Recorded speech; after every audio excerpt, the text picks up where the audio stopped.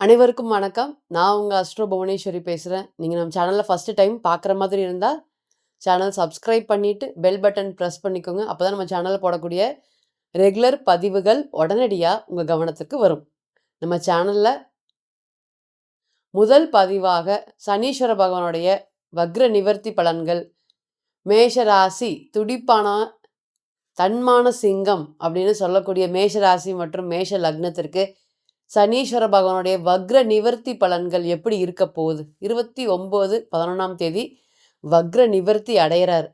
இது என்ன மாதிரியான பலன்களை கொடுக்க போகுது? மேஷராசிக்கு குணம் மாறப்போதா, செயல் மாறப்போதா, திருமணம் சம்பந்தப்பட்ட விஷயங்கள்ல நிறைய கேள்விகள் இருக்கு. தொழில் நல்லா இருக்குமா அப்படிங்கிற 1000 கேள்விகள் உங்களுடைய மனசுல இருக்கு. அதுக்கு எல்லாத்துக்குமே பதில் சொல்லும் விதமாக இந்த பதிவு நிச்சயமாக உங்களுக்கு இருக்கும். மேஷம் அப்படிங்கும்போதே காலபுருஷனுக்கு முதல் வீடு. அப்ப எல்லா இடத்துலயும் முதல்ல வந்து நிப்பீங்க. இவனால நமக்கு பிரயோஜனம் இருக்கு, இவங்களால நமக்கு பிரயோஜனம் இல்ல அப்படின்லாம் யோசிக்கவே மாட்டீங்க. கோவக்கார ராசி, கோவக்கார லக்னம். அப்ப எப்படிங்க கோவம் வெளிப்படும்? ஸ்ட்ரெய்ட் ஃபார்வர்டா இருப்பீங்க. எவ்வளோதான் இருந்தாலும் உன்னுடைய பணத்த நீ வச்சுக்கோ. எனக்கு நான் ராஜா.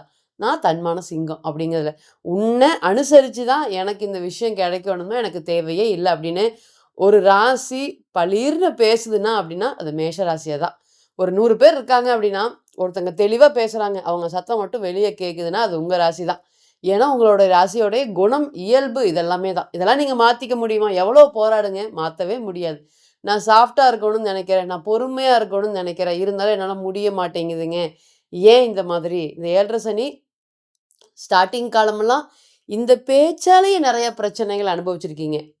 அதனாலேயே நெறைய மாற்றணுங்க, மாத்தம் செய்யணும். எங்களுடைய ராசியவே மாத்தணுங்க, நான் மாறணுங்க அப்படிங்கிற தொடர்ந்து உங்களுடைய பேச்சு என் காதுல விழுந்துட்டே இருக்கு. இதுக்கு எல்லாத்துக்குமே பதில் சொல்லும் விதமாக சனீஸ்வர பகவானுடைய வக்ர நிவர்த்தி பலன்கள் நிவர்த்தியாகி ராசிக்கு 2ஆம் இடத்த பார்க்கக்கூடிய பலன்கள் எப்படி இருக்க போகுது?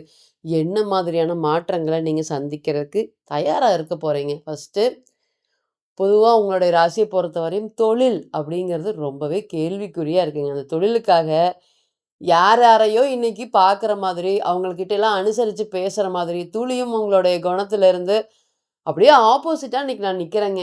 எதுவுமே வந்து என்ன கைமீறி விட்டு போயிடுச்சு. ஏன்? ஜென்ம ராகு காலமும் சரி, அதேபோல ராசிக்கு 12ல யார் யார் காப்பாத்தணும்னு நீங்க நெனச்சீங்களோ, அவங்க எல்லாருமே இன்னைக்கு காப்பாத்தாம, கைய விட்டுட்டு போகக்கூடிய ஒரு சூழ்நிலைகள் தான் இன்னைக்கு குடுத்துருக்காரு சனீஸ்வர பகவான். இந்த மேஷ ராசிய பொறுத்தவரையும் சனீஸ்வர பகவான் நல்லா இருக்கணும். அப்படி இருந்தா மட்டும் தான் நமக்கு தொழில், நமக்கு வேலை வாய்ப்பு, நமக்கு கௌரவம் அப்படிங்கிறத நம்ம கொண்டு போக முடியும். சனீஸ்வர பகவான் நல்லா இருந்தா மட்டுமே தான் 2வது திருமணமும் நல்லாருக்கும். அதனால வாழ்க்கையில இந்த மேஷ ராசிக்காரங்க சனீஸ்வர பகவான நிச்சயமாக வழிபாடு பண்ணணும். அது பாதகாதிபதி, அஷ்டமாதிபதி தவிர்த்து தொழில் நல்லா இருக்கணுமா, இருக்கிற இடத்துலயே வேண்டுங்க. ஓம் சனீஸ்வர பகவானே போற்றி போற்றி. எந்த இடத்துல வேணாலும் இருங்க. கோயிலுக்கு போய் தான் வழிபடணுங்கிற அவசியம் இல்ல. இருக்கிற இடத்துல இருந்தே நீங்க நினைக்கும்போது, நிச்சயமாக மேஷ ராசிக்கு ஒரு முதல் தர யோகத்த சனீஸ்வர பகவான் தவிர்த்து வேற யாருமே சுக்கிரன் கூட குடுத்துற முடியாதுன்னு நெனச்சுக்கோங்களேன். அந்த அளவுக்கு சனீஸ்வர பகவான் பவராக இருக்கணும் அப்படிங்கிறத நீங்க நெனச்சுக்கோங்க. இந்த பலன்கள் எப்படி இருக்க போகுது? ஃபர்ஸ்ட்டு வக்ர நிவர்த்தி அடைறார். நெறைய மண்டைக்குள்ளார குழப்பங்க. நான் நானாவே இல்ல. ஒரு விஷயம் எடுக்கிறேன் நடக்க மாட்டேங்குது, கிடைக்க மாட்டேங்குது அப்படின்னு தொடர்ந்து ஓடிட்டே இருக்கீங்க. கடன் மேல கடன். கடன் வந்து இன்னைக்கு சரியாயிரும், நாளைக்கு சரியாயிரும்னு தொடர்ந்து எல்லார்கிட்டயும் கடன் வாங்குற மாதிரி ஒரு சூழ்நிலைகள் வந்துட்டே இருக்குங்க. கிட்டத்தட்ட இன்னைக்கு பேங்க்ல பத்திரம் இருக்குது. அதை எடுக்க முடியாம தடுமாறுறீங்க. நகை வச்ச கடன் வந்து பார்த்தீங்கன்னா, பேங்க்ல இருக்கு. அதை எடுக்க முடியாம மூழ்கிருமோன்னு நெனச்சு தடுமாறுறீங்க. எல்லா விஷயம் கடைசியில வந்து சரியாயிரும் அப்படின்னு, இந்த பணம் வரும் இதுக்கு ஒதுக்கி வச்சுக்கலாம் அப்படின்னு நெனைக்கும்போது வந்து பார்த்தீங்கன்னா, பணத்தோடைய இந்த அப்படியே அந்த பணம் லாக் ஆகுறத கண்மூடித்தனமாக பார்க்கலாம். எல்லா விஷயங்களும் சரி, பணம் லாக் ஆகுறது, பொருளாதாரம் லாக் ஆகுறது, வேலைங்கிறது ஒண்ணு, தொழில் ஒண்ணு இருக்குதா இல்லையா அப்படிங்கிற மாதிரியே நெறைய ஒரு கேள்விகள் இந்த கேள்விக்கெல்லாம் பதில் சொல்லும் விதமாக இந்த சனீஸ்வர பகவானுடைய வக்ர பெயர்ச்சி பலன்கள் நிச்சயமாக இருக்க போகுது. அதனால பொருளாதாரம் சார்ந்த விஷயத்துல இருக்கக்கூடிய பிரச்சனைகள், பாதிப்புகள் எல்லாமே இனி வரக்கூடிய காலங்கள்ல உங்களுக்கு படிப்படியாக விலகப் போகுது. முதல்ல வந்து பார்த்தீங்கன்னா, சனீஸ்வர பகவானுடைய வக்ர நிவர்த்தி இந்த மீனராசியில எந்த கிரகமாவது இருக்குதுன்னு பார்க்கணும். இப்ப பிறந்த கால ஜாதகத்த பொறுத்து நிச்சயமா பலன் மாறுபடும் அப்படிங்கிறத நீங்க வந்து பார்த்தீங்கன்னா மறக்கக்கூடாது. இந்த ராகு அங்க இருந்துட்டாருன்னா, "ஐயோ சாமி முடியாது அப்பா" அப்படின்னு சொல்ற அளவுக்கு பலன்கள குடுத்துருவாரு. அதே சுக்கிரன் அங்க இருந்தாருன்னா, பொருளாதாரத்துல அள்ளி குடுக்குறதுக்கு தான் இந்த சனீஸ்வர பகவான் தயாராயிட்டாரு அப்படிங்கிறத நீங்க நெனச்சுக்கணும். அதனால இந்த பலன்கள் எல்லாமே பொது பலன்கள் தான். அது பிறந்த கால ஜாதகத்தோடைய கிரகத்தோட பொருத்தி பார்க்கும்போது மட்டும்தான் 100% பலன்கள் வெளிப்படும் அப்படிங்கிறதுல எந்த மாற்றமும் இல்ல. அப்ப இந்த சனீஸ்வர பகவானுடைய வக்ர நிவர்த்தி பலன்கள் பொருளாதாரத்துல ஒரு தலை சிறந்த ஒரு யோகத்த குடுக்கறதுக்கு காத்துட்டு இருக்கு. 2வது நெறைய வந்து பார்த்தீங்கன்னா, இவங்களுக்கு ஹெல்ப் பண்ணணும், அவங்களுக்கு ஹெல்ப் பண்ணணும்னு நெறைய விஷயங்கள் போய் மாட்டியிருக்கேன். அதெல்லாம் விடுபடுவேனா, நல்லா ஒரு யோகமான வாழ்க்கை வாழ்வேனா, சின்ன பசங்க என்ன விட 15 வயசு, 20 வயசு பசங்கள்லாம் இன்னைக்கு வீடு கட்டிட்டு இருக்கிறாங்க, இடம் வாங்கிட்டு இருக்காங்க, கார் வாங்குறாங்க.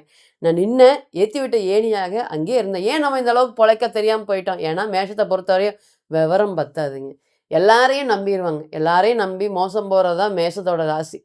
பொதுவா இந்த ராசி ஒண்ணு வந்து மாத்தணும் அப்படின்னா, எல்லாரையும் நம்புறது, கோவப்படுறது, இந்த கோவத்தினால நெறைய ஆப்பர்ச்சுனிட்டீஸ் இழக்கிறது.